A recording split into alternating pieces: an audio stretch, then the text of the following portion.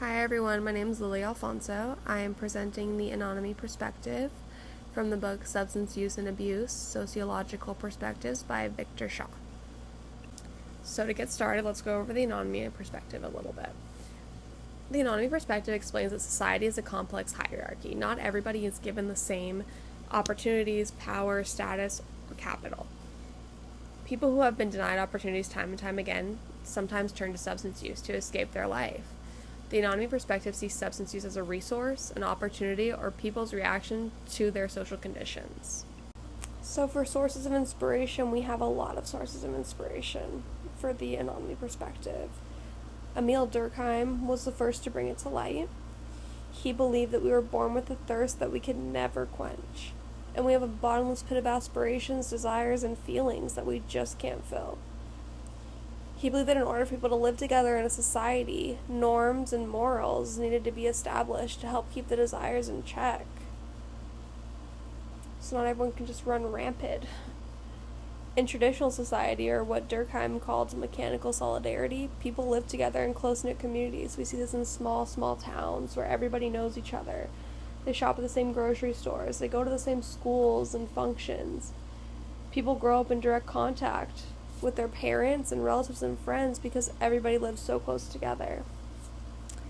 We don't see anomie occur in this environment very often, and if we do, it's completely by random. In contemporary society, or what our friend Durkheim called organic solidarity, it's the complete opposite of what we see in mechanical solidarity. People live far away from each other, so in big cities, or kind of desolate towns, where people live hours and hours and hours away from each other. Instead of the government regulating the state or promoting economic growth, we see the government act as a servant for the people. We are more likely to see individuals commit anomic deviance or even anomic suicide because of the normlessness and the moral confusion that they face every single day. Robert Merton was another extremely influential person in the Anomie Perspective. He explains that anomie is the gap between promises of wealth and the actual opportunities that are given to an individual to achieve that wealth and success. So we see this a lot when people come for the American dream. They're promised wealth and opportunities, but in reality when they get here, they don't have very many opportunities to choose from. And wealth is very, very hard to achieve. We can see opportunities are not equally dispersed through the society, which causes strain and untraditional ways of obtaining goal achievement. So sometimes people turn to the criminal world to obtain their goals. Merton's general theory of deviance explained that deviation was a choice brought on by strain as an individual tries to obtain their goals.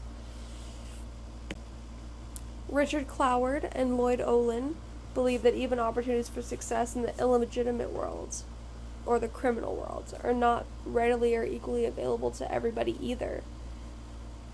For example, we can see youths who are not receiving equal opportunities may start to look for opportunities in the illegitimate or criminal worlds. They may join a gang and start to learn skills and disciplines that they never had before. And they start to make a living for themselves, and they try to keep up a reputation. But in the criminal worlds where adults are unorganized and unsuccessful, they're just always getting caught, they're not great criminals. We see youth with no one to look up to. They don't have any parents or any adult figure. And they're deprived of wealth through conventional and unconventional ways. And they may withdraw from both worlds and just center their attention on substance use. So some theoretical framework here. The definition of anomie refers to normlessness, as Durkheim would define it, and strain as Merton would define it. Problems with fitting in our society and socializations cause moral confusion and normative extremism. Moral confusion makes an individual lose their sense of reality and question their understanding of the world around them. Social endeavors that result in failure, frustration, and strain can cause an individual to question their ability, social fairness, etc. Substance use and other deviant behaviors may be a result of a moral dilemma or an individual's reactions to their social reality. So, theoretical image. Substance use is viewed as a seduction, a temptation, an aid for life for when life gets rough, a friend, or even a scapegoat. People are more likely to be seduced by substances when they experience weak moral guidance from their surrounding societies. Substance use takes place during moral decline and social strain. So we see a lot of substance use happening in places where the morals aren't great, or, there isn't a collective understanding. Individuals use substances as a coping mechanism, excuse, escape, or rescuer. During moral decline, substance use increases when beliefs, norms, and laws around substance and use become questionable and ineffective. People just simply ignore the law because it's controversial, doesn't mesh with their public perception, or it's just unenforceable. We can see this when people buy alcohol for underage kids. They feel that since they're 18 that they should be able to drink. And since that's their personal opinion, they put their personal value over what the law actually is.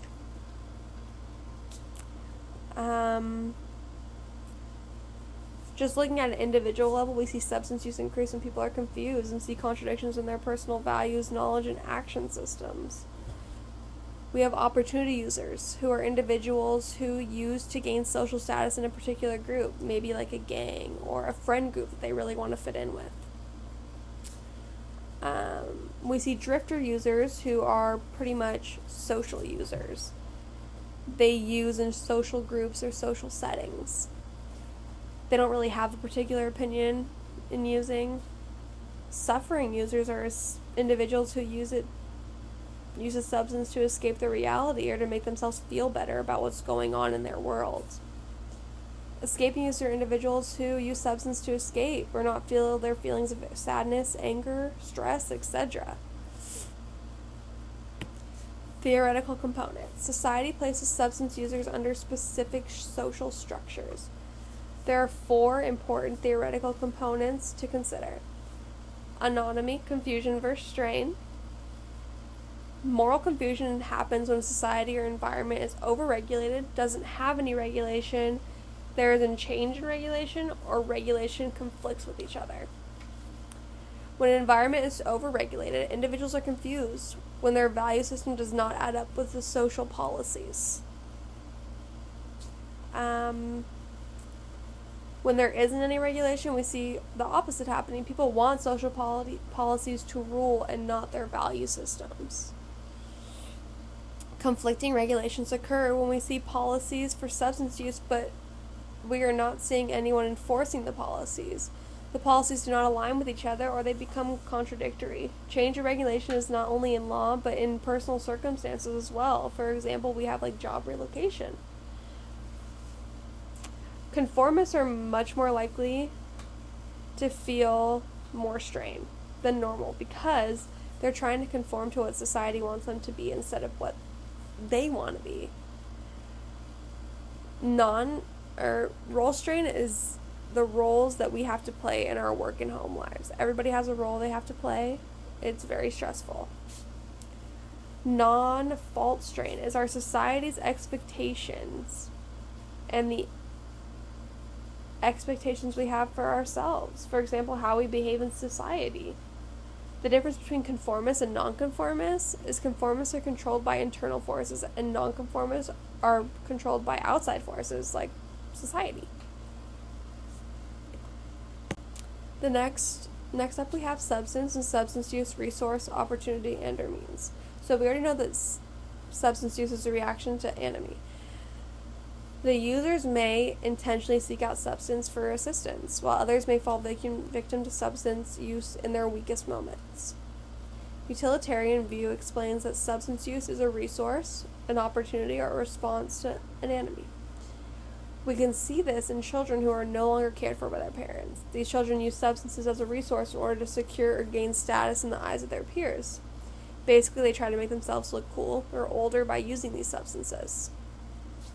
Individuals who use substances as an opportunity, we can see them use it as a scapegoat. Instead of blaming themselves for using it, they blame the fact that there is an abundance of this substance, or how popular it is. They use substance as an escape from the pressures of society. Means or response looks at substance abuse as helping people manage whatever feelings or stress or situations that may be difficult for them. It also views the effects of substance on a person. Next is anomie and substance use, individual adjustment. So individual feelings are very complex, as we all know. We can find moral confusion and strain in those feelings that we're feeling. Using substances is an individual act. The individual is the only one responsible for the use of the substance. Even when feelings of stress, boredom, anger, etc., the individual can take a variety of actions, positive or negative, to avoid substance use and even abuse. Anomie and substance use, social conditioning. Social conditioning has the most influence on the choice an individual makes. People who are born into wealth or they're just extremely wealthy believe they are above the social norm, which they just don't think they can get in trouble because they have so much money. People who are born into wealth are given so many opportunities, while people who are in poverty stay there for their entire life because they do not have the opportunities that the wealthy have. It doesn't matter how bright they are or how hard they try to get out of poverty.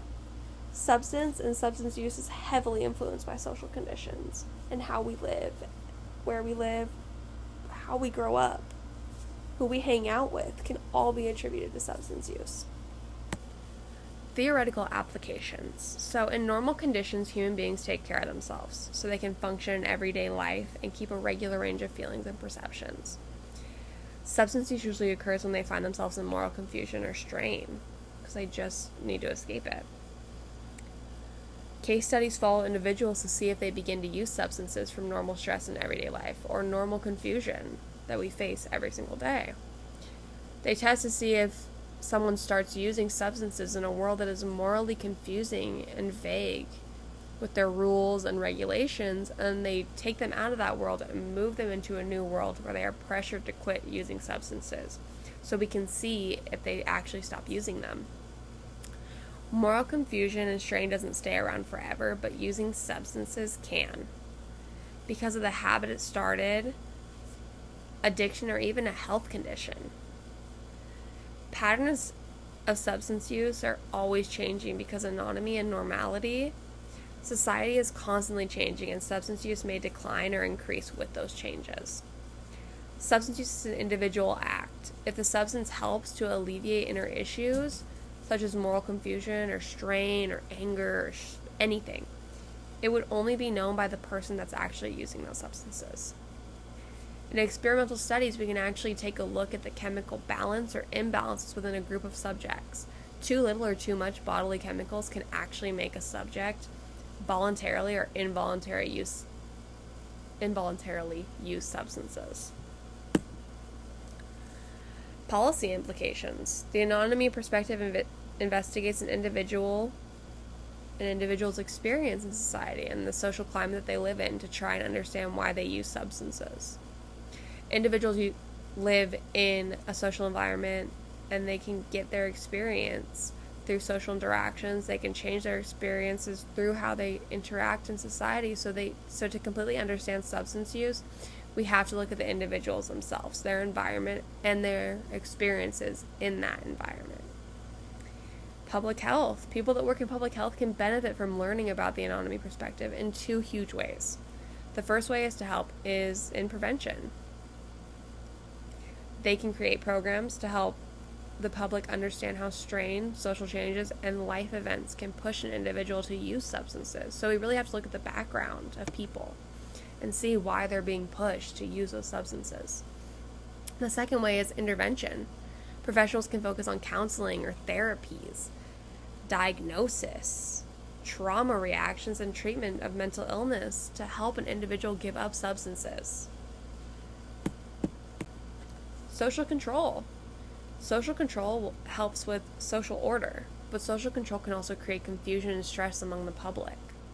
With the help of the Anomie Perspective, officials can lessen social confusions by simply making laws clear and understandable, so you don't have to be a lawyer or a public official to understand what's going on or what's expected of you.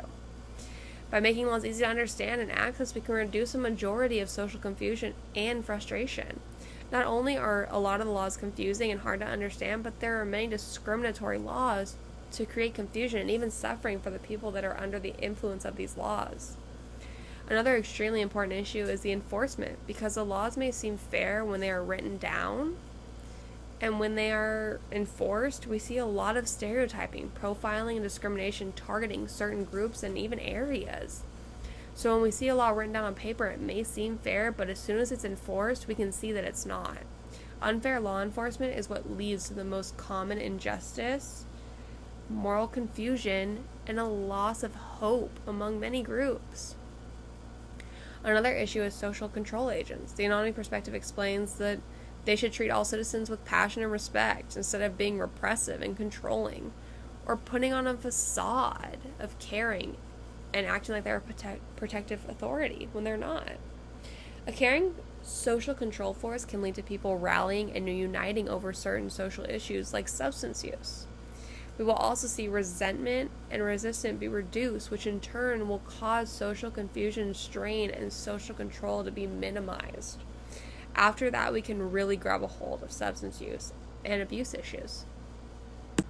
Life and community. Life can be unpredictable. To combat anomie, an individual must have an understanding of themselves, their ambitions, their aspirations in life, and who they are on an individual level. Neighbors and communities should practice being understanding and having concern instead of immediately judging or stereotyping their neighbors.